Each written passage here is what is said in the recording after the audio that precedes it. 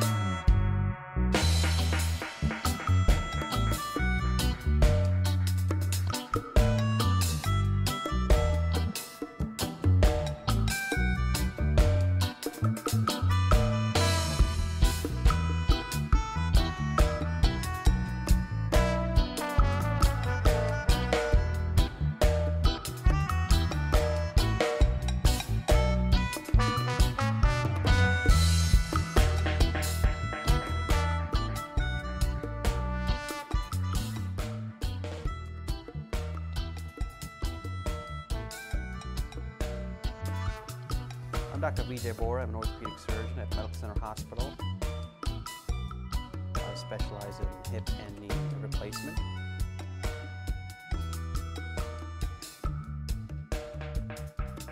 I think affords somebody they can flip faster. The fact is, this all plays into what my client, the President of the United States, has been saying for quite some time. The judge, in sum and substance, said this is a witch hunt with a tremendous amount of government misconduct attached to it. And you're quite correct. Attorney General Sessions should step up and dismiss this entire investigation. He said a whole lot in that answer. Rudy Giuliani making the case for the president. Special counsel Bob Mueller facing new criticism that his team is overreaching in its investigation of possible collusion between the Trump campaign and Russia. Judge Andrew Napolitano, senior judicial, he said, with me now. How you doing? Good. On a Monday, nice to see you here. Good morning. T.S. Ellis III, great name, by the way. Yes. Was challenging the government's case on Friday afternoon, saying this is outside the bounds of what the definition of a special counsel is all about. You're trying to squeeze this guy Manafort in order to get to another target, and that target's the president. You heard it? Yes. What did you think? Nothing. Because it's just the personal opinion of the judge. There's no evidence in the courtroom in front of him to justify that kind of an opinion. It drew enormous headlines over the weekend because it's a political narrative with which the Trump supporters agree. It's probably correct, but it is irrelevant to his ruling on the matter. The matter was Manafort moves to dismiss the indictment against him on the theory that Mueller doesn't have the jurisdiction to prosecute me for bank fraud. The judge says, well, you know, where does the jurisdiction come from? It comes from a letter authorizing it from the appointing authority, Rod Rosenstein, and Mueller has 2 weeks to produce that letter. Okay, now, so the attorney for Manafort from the very beginning, I believe, on day one, he said this is going to be our defense. Yes. You are outside of your bounds. Yes. And you're saying that's good for an opinion, but it's not good from a legal standpoint. I understand that. Because but the judge could still rule this way. If he would Manafort be off the hook if that were to happen? No. If Judge Ellis dismisses this indictment on the theory that Bob Mueller did not have the jurisdiction to prosecute this charge in this venue in Virginia, then the local federal prosecutors in the Eastern District of Virginia will get an identical indictment from another grand jury, and they will prosecute it. Okay. So Manafort will not be out of the woods. So it was a big headline, but you're not thinking legally it is that significant. That's what I'm thinking politically it's profoundly significant because it gave the president a handle. But legally, it's of no significance at all. Okay. And Judge Ellis, who's a very experienced and wise trial judge, knows that. Okay. Rudy Giuliani would sit here and argue, go ahead and subpoena us. Maybe you will, maybe you won't, but if you do, we're going to take it all the way to the U.S. Supreme Court. You can't prosecute a sitting president. I don't blame him. Based on the makeup of the court, can he win that? No. I don't blame him for making that argument. That's his job to make it, and he's been making it very extensively over the weekend. But history shows that presidents, when subpoenaed by grand juries, one way or another, do comply. Ronald Reagan was once subpoenaed to testify in a criminal case, and he testified. George H.W. Bush was subpoenaed to testify in a criminal case, and he testified. So I think that Rudy will lose that argument, but I don't blame him for making it, and I don't blame him for saying we'll go all the way to the Supreme Court. Reagan did his testimony in written form, correct? That I don't know. I have an image of George H.W. on the witness stand. I do not have an image of Reagan. Giuliani's making the case that Reagan was allowed to submit his answers in writing. Well, Bill Clinton, when subpoenaed by the grand jury investigating Whitewater, entered into an agreement for a taped deposition, which was then played back on all the news channels as they existed at the time, and it was also played before the grand jury. When Richard Nixon had his tapes subpoenaed, he resisted, Supreme Court 9-zip, turn him over. Last point. General Sessions, you just heard it from Rudy Giuliani. They're putting a lot of pressure on him to step up, in the words of the former mayor, and dismiss all of this. He can't. He's recused from it. The recusal is irreversible. Okay, they're making a case repeatedly. Alan Dershowitz is saying, fight the subpoena.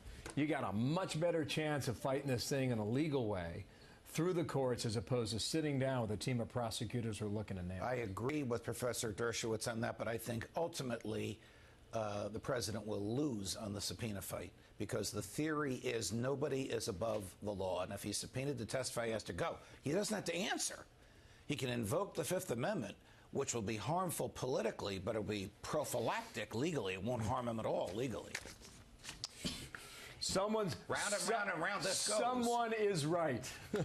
Well, you know, the law is an inexact science. Rudy and I disagree. It doesn't mean that I'm right and he's wrong. It just means that we're looking at this differently. He has a client to represent, and he's protecting that client and advancing the client's interests as he sees best. Thank you, sir. You're welcome. Again, okay.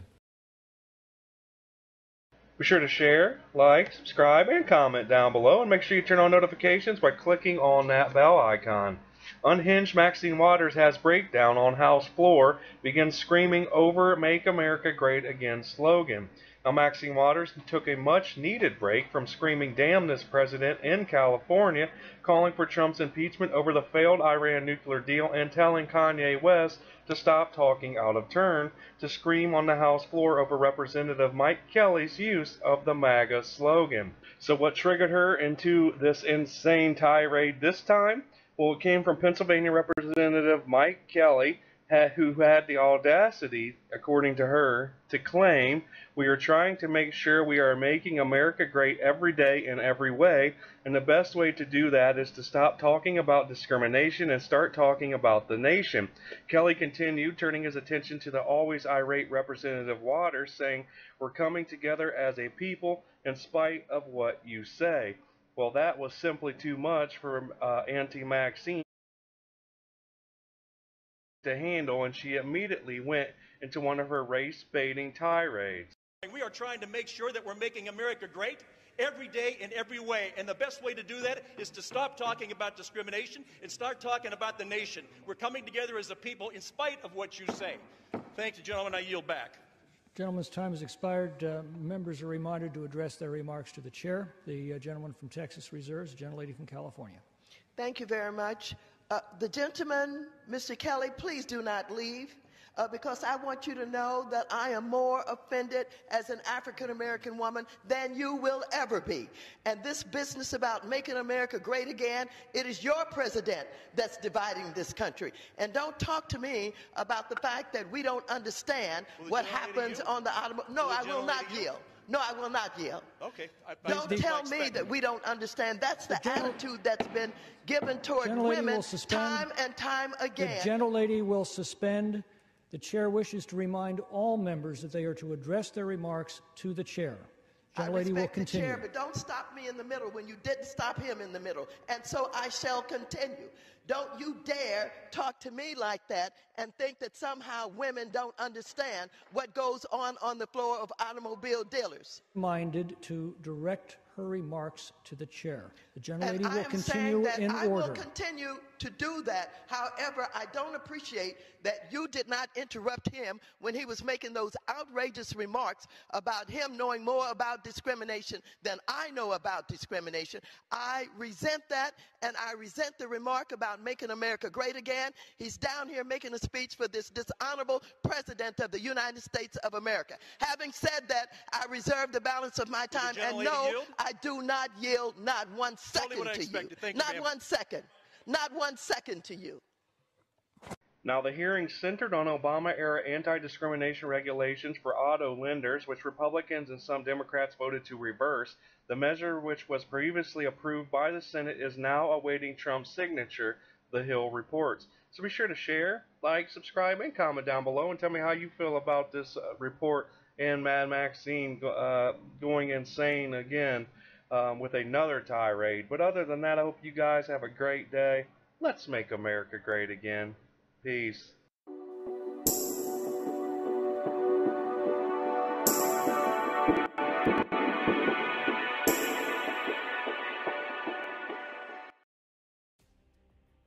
Secretary Mnuchin, I want to make sure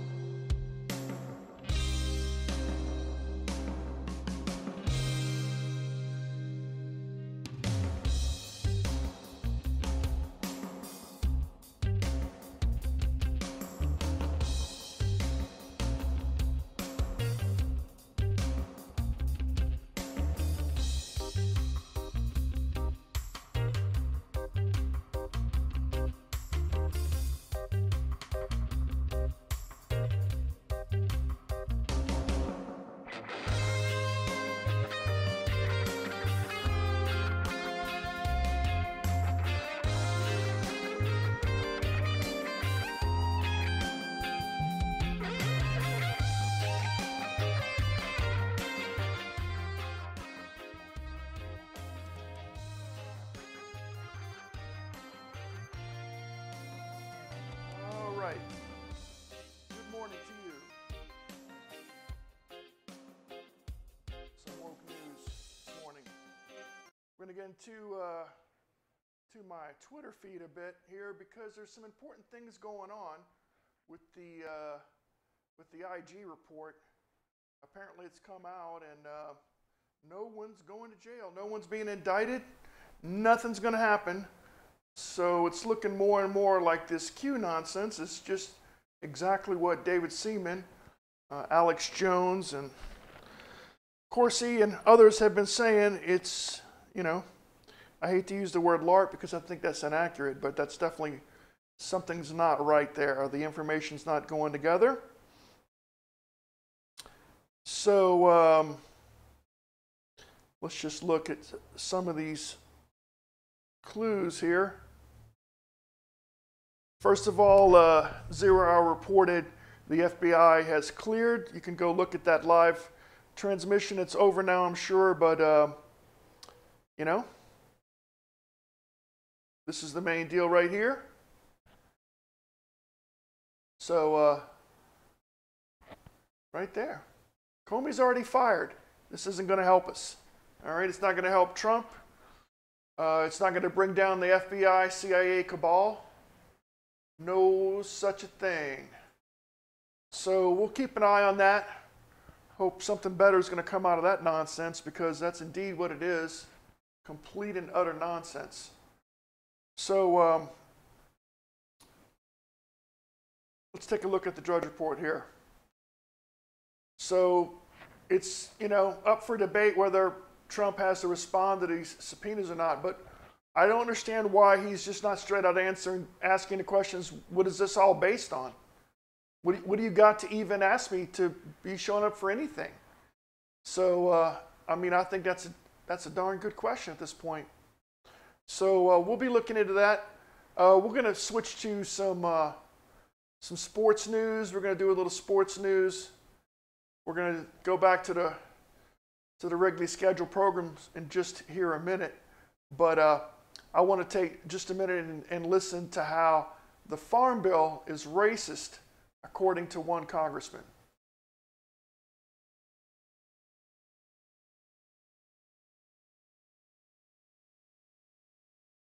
The Democrats are panicking. Mr. Chairman, let me make it very clear at the very beginning that this is a racist farm bill. And the Oscar goes to... This is a terrible bill. And I'm asking that the Senate put the $95 million back into this bill, and let's finally treat the 1890 land grant African-American school with the respect and the dignity that you've never given to. So that's unfortunate, because I'm sure we're fixing to hear. There was no money taken out of the bill because there was never any money. So we'll shift away from that for just a minute and switch to some other news.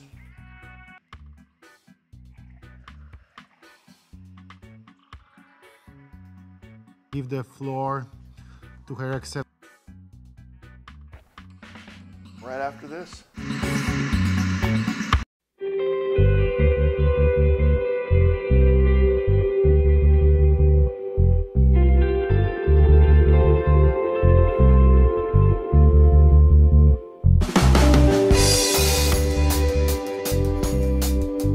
I think what's wrong here is this.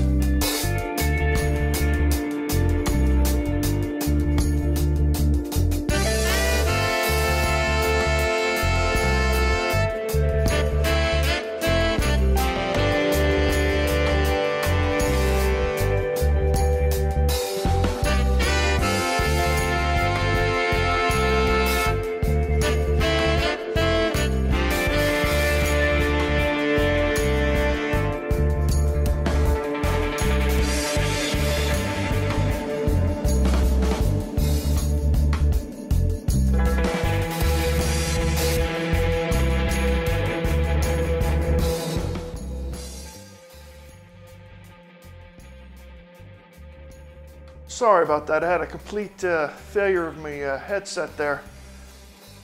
Anyway, let's see if we can hear this guy again. I got to hear this.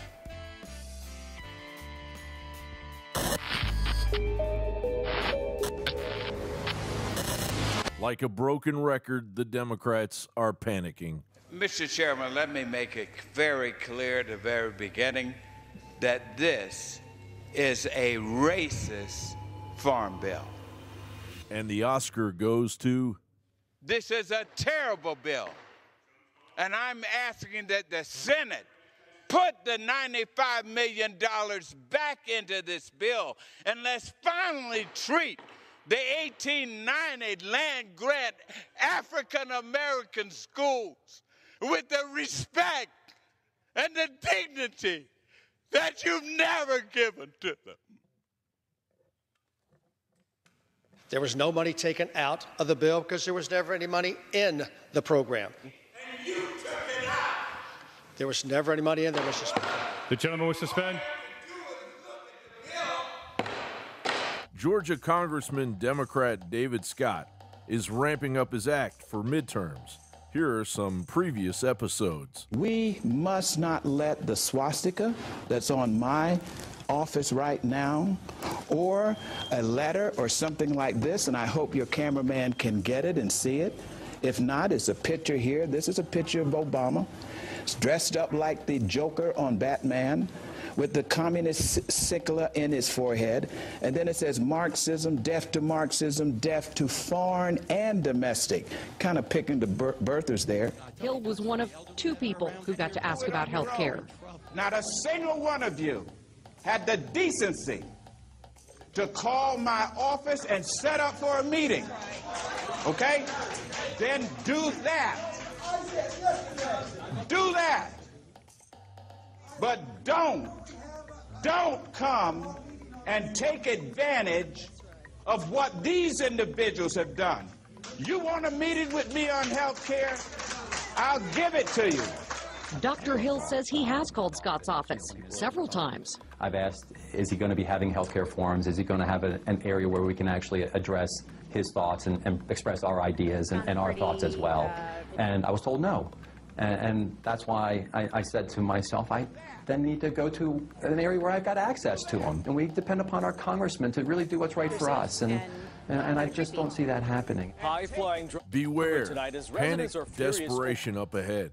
The Democrats may be beginning to realize that even their kept constituents are whispering plans to flush the doomed Democratic Party. A recent poll showed that black women voting numbers are beginning to dry up. As the New Republic reported, according to a Black Women's Roundtable Essence poll, in the 2016 survey, black women overwhelmingly felt the Democratic Party best represented their interest at 85%. That number fell to 74% this year. Add to that a snowballing 9% plunge by millennials, and the Democrats' base appears to be exiting the building. Latest Democratic strategy? Make it appear that net neutrality has been resurrected. Let's face it, the internet is intricately woven into the fabric of American society. It is a very important part of our lives. But right now, our access to a fair and open internet is under siege. Net neutrality passed as political theater in the Senate as a Congressional Review Act resolution. However, it doesn't stand a snowball's chance in Hades, but creates the illusion that the Democrats are rallying their base, or what's left of it. John Bound reporting for Infowars.com. Staying healthy on the go is just as important as staying healthy at home.